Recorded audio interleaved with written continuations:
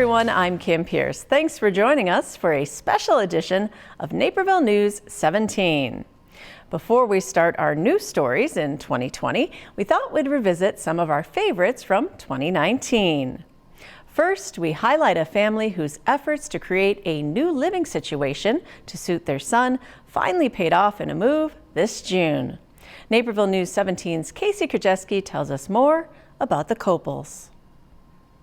Though 650 Oakhurst Drive doesn't look much different from the front, the house has changed a lot over the past 4 years. It started when Matt Copel and his wife first realized their son Luke, who has special needs, would need a creative solution if he were to maintain his way of life as an adult. Where's he going to go? Luke loves living here in his house with his dog. There are very few group homes and spaces available, very, very few in Naperville. So we were really kind of stuck as to what to do. Where was he going to go? They came up with the idea to convert their current home into a space where Luke and other young men with special needs could live. After working with the city to allow it through zoning, they built an addition onto their home where the couple would live, near enough to be available, but separated to give Luke independence. It's a really beautiful model for him to just have the fullest life and yet stay here within the home. Early in 2019, they finished the renovations, and this summer, the Copels worked with the Ray Graham Association to get the new roommates moved in. Ray Graham caretakers also provide 24-hour support for the boys. I think it speaks to everything we do at Ray Graham. We have a person-centered approach to what we do. So each individual that's in part of our organization and part of our care, we sit down and put together a plan for each of them as how they can live their best life. Matt said in February that he thinks they're the only family in Illinois undertaking a project like this. But he hopes other families with special needs children will see their model and be inspired to get creative themselves. You need to think about the future. And I know the future is a really scary place. If you don't have a plan for your son or daughter with special needs and you're aging, you need to kind of develop that vision. The model we created here is an option for you to think about. And so far, the new arrangement is going well. I love it to death. It's awesome. It's awesome sauce. It got everything a disabled person needs. Because I don't see Luke every day now intentionally, the times that I do see him, and it's multiple times a week, but our time is more special now. He's ready for me, I'm ready for him, and we can have that special time together. For Naperville News 17, I'm Casey Krajewski. Another story about finding a new home came to us from DuPage County Animal Services. In this case, it was big news. Our own Christian Kennesaw fills us in. A couple of months ago, this 30-pound cat named Big Lebowski was up for adoption at DuPage County Animal Shelter. Given up by his former owner, the dude needed a new place to call home. After a viral photo and a couple of news features, there were several families interested in Big Lebowski. Kind of just watching the video, looking at him, just seeing his mannerisms, we were like, we got to get that cat. Yeah, immediately. Without even seeing him. A couple of days later, they got their wish. The Lombard couple were in search for a furry friend after their previous cat unfortunately passed away from cancer. It was just kind of hard because he was super friendly again and super lovey-dovey and just kind of wanted to be by you. And he was a big cat too. Yeah. He was around 20 pounds, so we got a thing with the bigger cats too. That experience with dealing with bigger cats has paid dividends. Though it may not seem like it, Big Lebowski has lost weight. He's down from 30 to 27 pounds, thanks to a high-protein, low-carb diet and some exercise. Though, it is at Big Lebowski's leisure. Sometimes he doesn't want to have any part of it. He's being lazy, wants nothing to do with working out, then game over. The Escobras vet said since the tiger stripe cat is big bone and is around 3 feet long, a healthy weight would be 20 pounds. Along with the new home, diet, and toys, the dude also has a new nickname. He really liked to keep Big Lebowski, but it's just too long, so he just kind of shortened it to Biggie. So sometimes he's Biggie or Biggie Smalls. I think that's kind of, cute. And he is big, so it's kind of fitting. His big personality has been on display for the world to see, as Big Lebowski now has his very own Instagram page. No word yet if Big Lebowski is considering becoming a full-time Instagram model, But one thing is for sure, he won't have to worry about finding a home ever again. Just felt so empty for so long, and then he came around, and we just knew it was perfect. For Naperville News 17, I'm Christian Canizal. To keep up with the big cat's weight loss and other adventures, you can follow him on Instagram at Big Lebowski Cat. Coming up, a sacred event to raise funds for Edward Hospital's Care Center. Timing is everything, especially when it comes to your business. Whether you're ready to start up or expand out, running a business is challenging. You deserve a trusted partner. At Busey, we tailor our approach to your unique needs and help you navigate financial decisions, achieve your goals, and realize your dreams of success. Your dreams shouldn't wait. Busey, your dream, our promise. NCTV17.com is the best place for you to stay up to date on your neighborhood happenings. Get your local news and sports all on the go by signing up for our daily news update.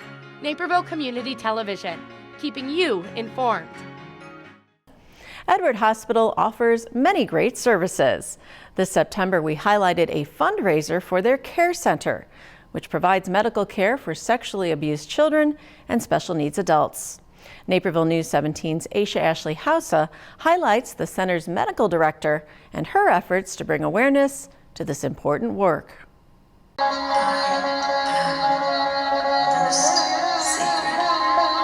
Sacred was the theme at this live Indian dance.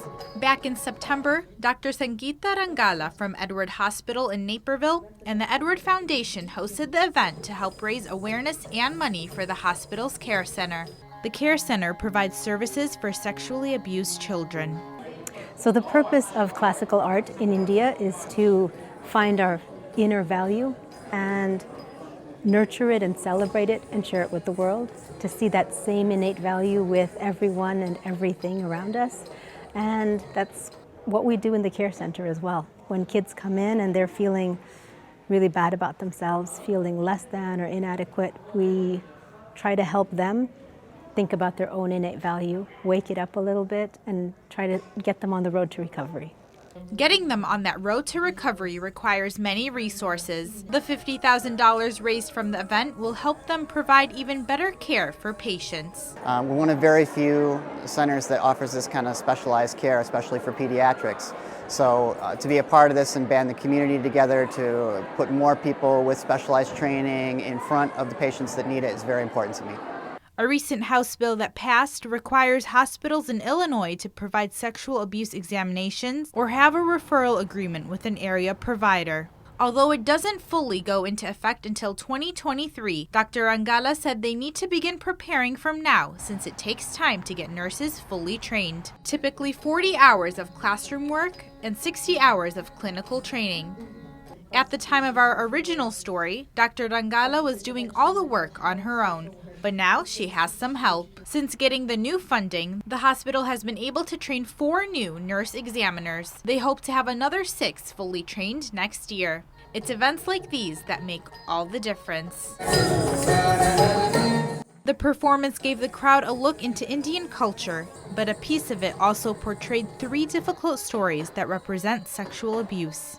Her job at the care center is challenging, but helping people is what she loves.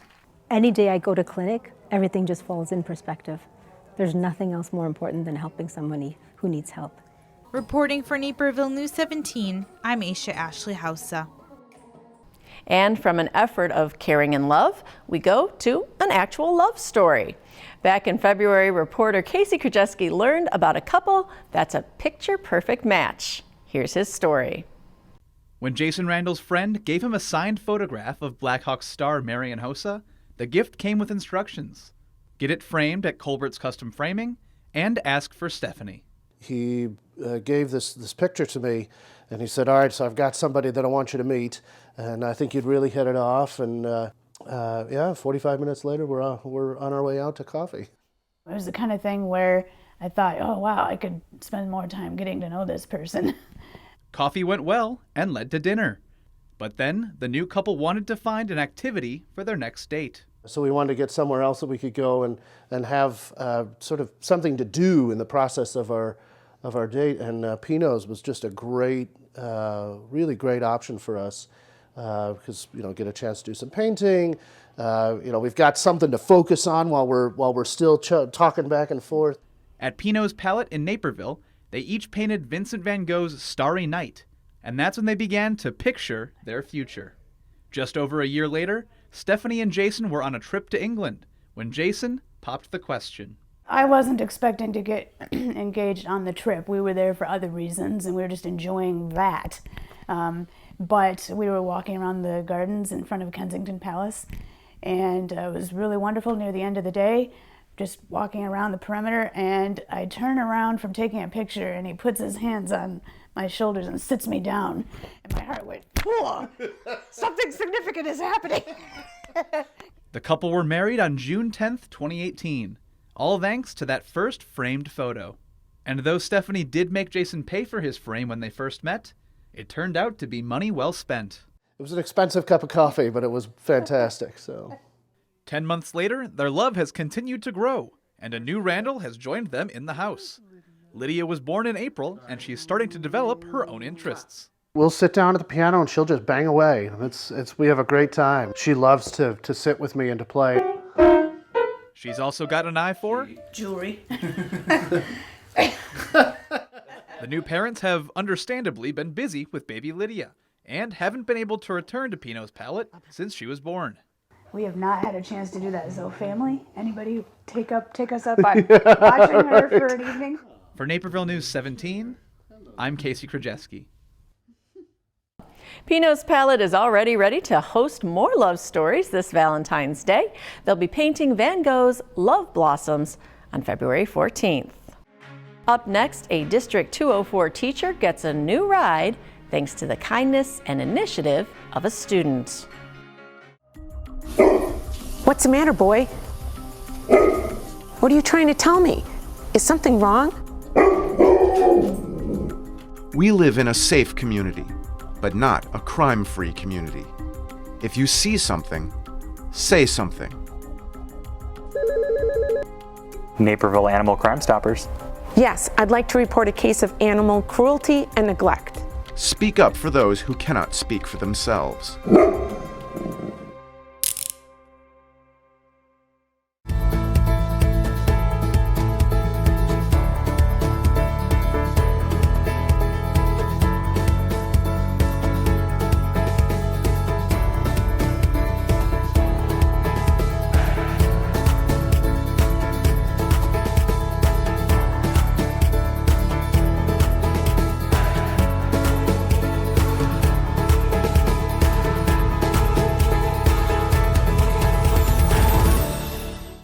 We've had many stories this year about kids who've done great things, but one of our favorites is about a middle school student who made it his mission to help a teacher's assistant at his school.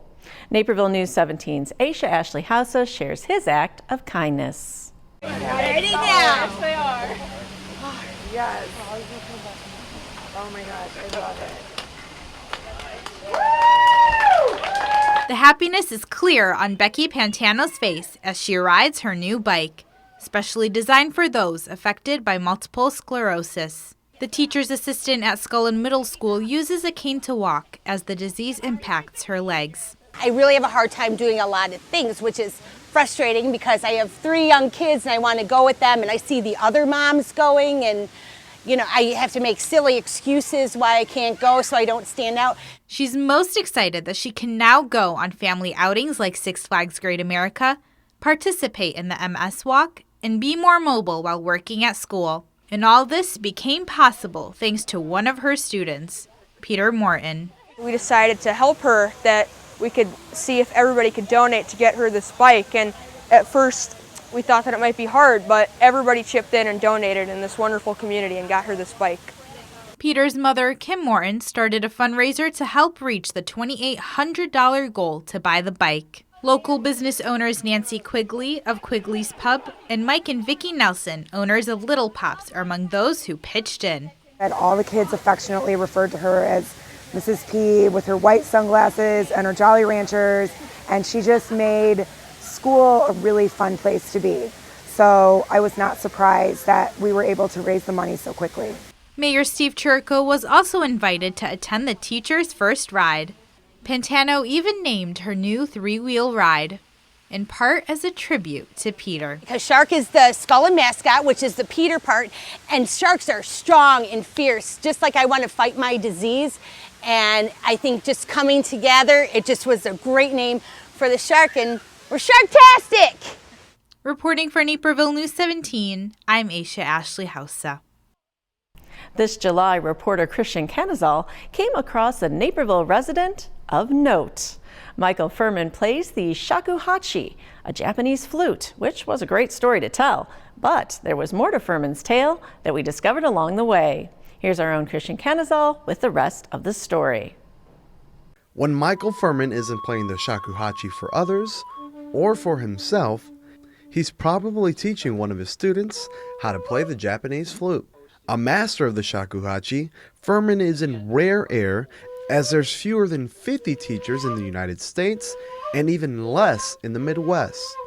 There might be 4 or 5, maybe, and that's in the Midwest is a big area. Furman and another teacher in Chicago are the only 2 in Illinois, which makes him highly sought after for those looking to learn how to play the shakuhachi. I'm the only game in town. His laid-back personality, coupled with his friendly motivation, was the perfect mixture Dean Raffelli was looking for. So I needed somebody to, kind of push me along, really, too, because I was sort of stuck playing a certain group of songs. Practices typically range from 45 minutes to an hour, and after that, Furman switches rooms and into a whole new world. Well away from a simple tube with 5 holes in it. It has nothing in it that you blow on. Yeah, this is the opposite end of my interests. The electronic music isn't the only thing different. In the shakuhachi room, walls are filled with Japanese drawings, but in the electronic room, posters of rock bands are up on the wall. I'm a child of the 60s, what can I say? A lot of these posters here are by a couple of my favorite artists of the time. Furman doesn't perform his electronic music anymore, but does have over 400 songs on his SoundCloud. Using multiple music equipment, Furman records one beat and plays another on top of it, creating an interesting tune. Record. Though different in sound, there are similarities between the Japanese flute and the electronic music. There's a whole technical aspect of both the shakuhachi and this stuff. I mean, when I'm programming up voices on these modular synthesizers, it's very much like me learning a piece of music with the shakuhachi. The common denominator is Furman's love for music. It's been a big portion of my life. I mean, I did other things for years, but music was always there. As far as what I do, other than fixing the house up and cooking meals and that kind of thing, is playing music. So whether it's the shakuhachi or electronic music, Furman always makes sure to end on a high note. For Naperville News 17, I'm Christian Canizal. Michael is working on several pieces for a performance up in Madison, Wisconsin at the end of January. After the break, how a Naperville resident triumphed over fear. Having NCTV come in and being able to really capture what we do, how we've changed, and the different programming we have has helped us stand out and bring people in looking for a different type of fitness. So they're really good at showing and communicating. If you have a business that might be hard to understand, or maybe a class that is better visualized than in print, they are the people to do it. So they reach out to the community, they meet our target audience, and they do a really nice job delivering a very precise idea of what your company has. It's been our biggest return on all advertising that we've done. So they come in and they do all the work and they make it beautiful, and we've had the opportunity to work with NCTV 3 times, and every time they outdo themselves. Staff is so easy to work with, worth every dollar. You know, they're just phenomenal people and a great product.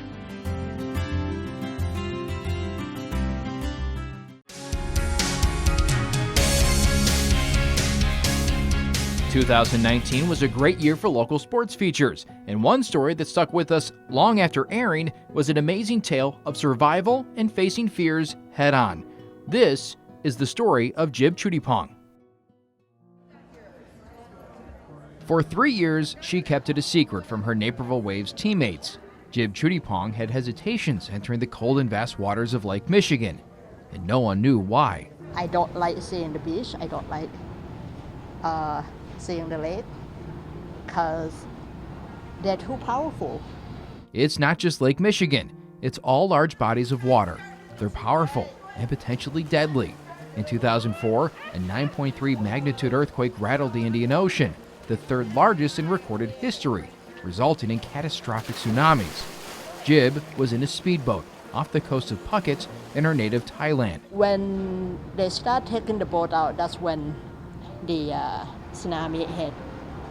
It's from nowhere, and no noise, no nothing. It started as a fun day of island hopping, Jib going out with 4 nieces and nephews on her neighbor's new boat. And then she got a call, warning her of potentially giant waves. It's as calm as it can be. We are on the east side. We should be okay. Yeah. But the aunt had an uneasy feeling and made an unpopular decision. Okay, guys, today you need to keep life jackets on at all time or you are in trouble with me. And they were not happy because, they just want to play. The boat went almost vertical. I had to grab onto the side. At the same time, I looked back and the beach was gone. All the people on the beach were gone. I lost all the kids. How am I gonna tell my brother and my sister? Jib's nieces and nephews survived. Her neighbor's brother did not. In total, the tsunami claimed over 200,000 lives in 14 countries. By being handicapped from the beginning, I feel that I'm weaker physically. That experience just make it like tenfold. After attending grad school in River Forest prior to the tsunami, Jib made the decision to return to the U.S. 6 years after having her world rocked by the sea, she returned to the water with the Naperville Waves in 2010. And 3 years later, made her way to Lake Michigan to train for a 2.5-kilometer race. I went to the beach with them, not liking it, but I like just being with the team. So I said, I'm just gonna go hang out with you guys. Didn't plan to swim. I went in of all the confidence in Sue. And then she was like, here, try going with, she set up a group with me. And that group gave me even more confidence because the first time I went in, I had about 3 panic attacks. What started as a few test swims turned into an emotional race day at the Big Shoulders Open Water Swim Classic, with Jib crossing the finish line alongside Waves founder and head coach Sue Welker. Without my teammates and Sue, I wouldn't be able to do this. Conquering her fear of water, with the waves that once took away her confidence, soon providing a support system for an unbelievable accomplishment. Reporting for Sports Story Sunday, I'm Kevin Jackman. And finally, as we looked back through our stories from 2019, we discovered for us, this seemed to be the year of the dog. In January, we kick things off with the Husky Heroes, annual visitors to the Morton Arboretum. The Siberian sled dogs show off their skills and greet their public with a warm welcome. Adopt a Husky is on hand to teach more about the dogs for those thinking of bringing one into their family. They'll be back this month on the 25th and 26th. Later in the year, we learned about a new program making a splash. Adopt Pet Shelter and the Naperville Area Humane Society send dogs up for adoption to get some free swim time in at Wagon Paddle. The company decided to offer this service as a way to give back to the community. The pups get a chance to get in some exercise and have a new experience. Sharing the lessons on social media had the added bonus of finding many of these dogs their forever homes. In July, Adopt Pet Shelter came to the aid of pets affected by Hurricane Barry. Before the storm made landfall in Louisiana, 12 dogs and 15 cats were safely transported to the Naperville shelter to make space in shelters down south for animals displaced by the storm. And speaking of adopt, they celebrated their 30th anniversary this year. Since being founded in 1989, the shelter has served nearly 30,000 dogs and cats, finding them loving homes. With their celebration happening on Halloween, they dressed up some of their furry friends in costume to make things a bit more fun.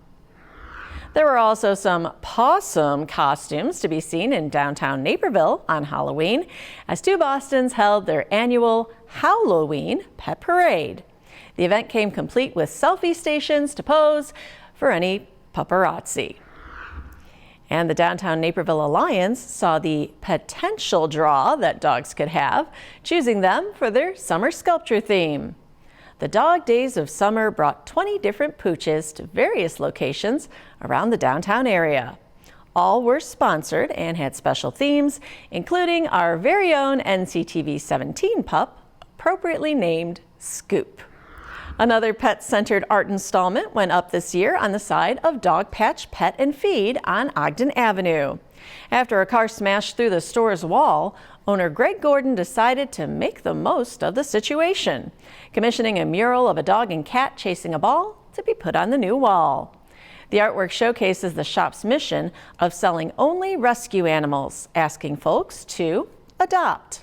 The mural became the 51st piece of artwork in Naperville's Century Walk. And finally, we highlighted a dog on duty.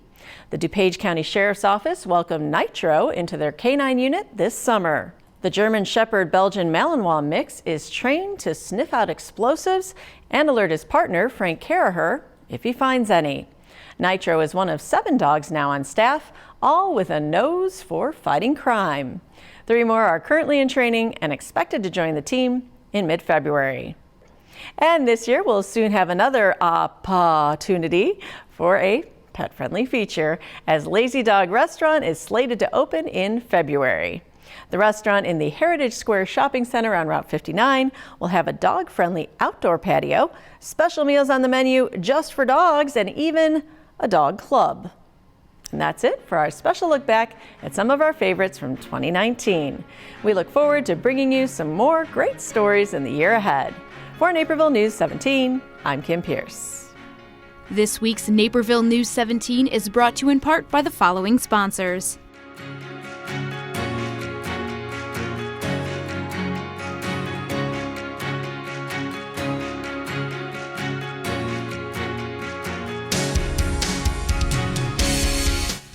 This program is partially funded by a grant from the City of Naperville.